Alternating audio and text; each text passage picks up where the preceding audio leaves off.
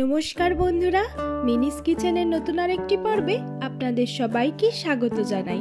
আজকের পর্বে আমি আপনাদেরকে বানিয়ে দেখাচ্ছি চিকেন তন্দুরি। খুবই অল্প সময় এবং কম খরচে একদম রেস্টুরেন্টের মতো স্বাদের চিকেন তন্দুরি আপনারা বাড়িতেই বানিয়ে নিতে পারবেন। চিকেন তন্দুরি বানানোর প্রত্যেকটা স্টেপ আমি আপনাদের সামনে সহজেই তুলে ধরার চেষ্টা করেছি, তাই রেসিপিটি যদি ভালো লেগে থাকে তাহলে অবশ্যই চ্যানেলটিকে লাইক, শেয়ার অ্যান্ড সাবস্ক্রাইব করে দেওয়ার অনুরোধ রইল। তাহলে চলুন রেসিপিটা দেখে নেওয়া যাক। চিকেন তন্দুরি বানানোর জন্য আমি এখানে ব্যবহার করছি চিকেন লেগ পিস। আপনারা চাইলে চিকেন থাই পিসও এখানে কিন্তু ব্যবহার করতে পারেন। এবারে একটা ছুরির সাহায্যে আমি চিকেনের গায়ে এরকমভাবে একটু কাট লাগিয়ে নিচ্ছি, যাতে ম্যারিনেশনের সময় মশলাটা খুব ভালোভাবেই চিকেনের মধ্যে ঢুকে যায়। দেখুন, প্রত্যেকটা চিকেনেই আমি কাট লাগিয়ে নিয়েছি। এবারে চলে আসি ম্যারিনেশনে। এখানে আমি প্রথমেই দিয়ে দিলাম একটা অর্ধেক লেবুর রস, তারপরে দিয়ে দিচ্ছি 2 চা চামচ নুন, তারপরেই দিয়ে দিলাম 2 চা চামচ গোলমরিচের গুঁড়ো, এরপরে দিচ্ছি 2 চা চামচ ধনে গুঁড়ো, তারপরে দিলাম 2 চা চামচ কাশ্মীরি লাল লঙ্কার গুঁড়ো, তারপরে দিয়ে দিচ্ছি 1 চা চামচ চাট মশলা। এবারে দিয়ে দিলাম 2 টেবিল স্পুন চিকেন তন্দুরি মশলা,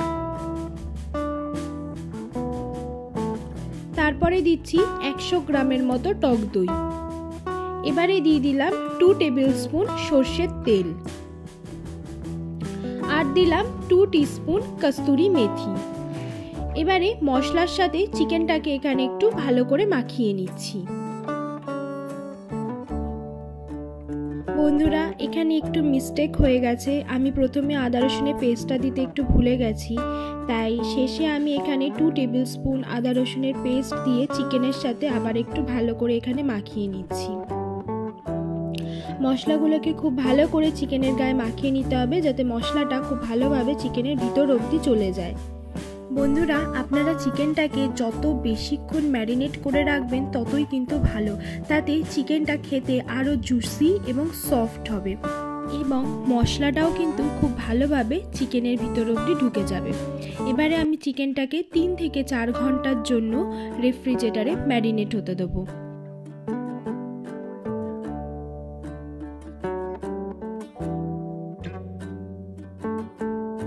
প্রায় 3 থেকে 4 ঘন্টা পর এবারে আমরা চিকেনটাকে ফ্রিজ থেকে বার করলাম। দেখুন বন্ধুরা, চিকেনটা কিন্তু খুব ভালোভাবেই এখানে ম্যারিনেট হয়ে গেছে। এবারে আমরা যাব আসল প্রসেসে। চিকেনটাকে ভালো করে এবারে বেক করে নিতে হবে।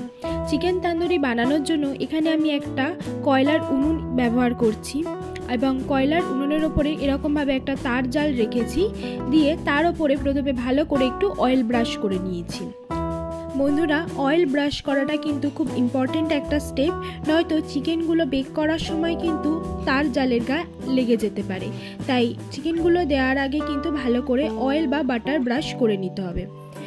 বন্ধুরা, খুব কম আঁচে কিন্তু চিকেনটাকে বেক করতে হবে।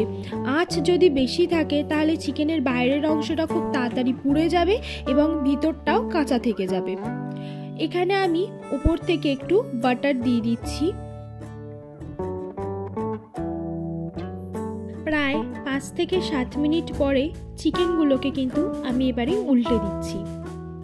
দেখুন বন্ধুরা, চিকেনের এক পাশে কিন্তু কালার ধরে গেছে।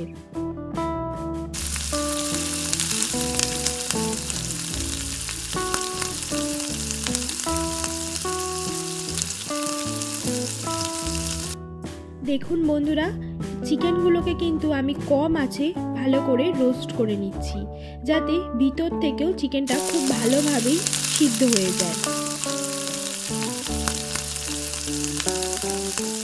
দেখুন বন্ধুরা, চিকেনটা কিন্তু এখানে খুব ভালোভাবেই সিদ্ধ হয়ে গেছে এবং চিকেন তন্দুরির ওপরে যে একটা পোড়া পোড়া ভাব থাকে সেটাও কিন্তু এখানে চলে এসেছে।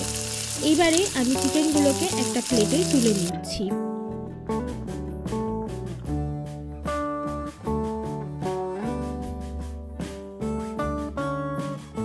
ঠিক এইভাবেই এখানে আমি বাকি চিকেনগুলোকেও ভালোভাবে রোস্ট করে নিচ্ছি।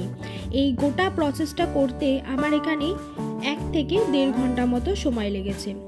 তো আজকের আমাদের রেসিপি চিকেন তন্দুরি কিন্তু একদম রেডি। গ্রিন চাটনি এবং স্যালাডের সাথে কিন্তু আমি এটাকে সার্ভ করেছি। দেখুন বন্ধুরা, চিকেনটা কিন্তু ভীষণ জুসি এবং সফট হয়েছে আর ভালোভাবে কিন্তু চিকেনটা সিদ্ধও হয়ে গেছে। বন্ধুরা, আপনারা এই প্রসেসে একবার চিকেন তন্দুরিটা বানিয়ে দেখুন।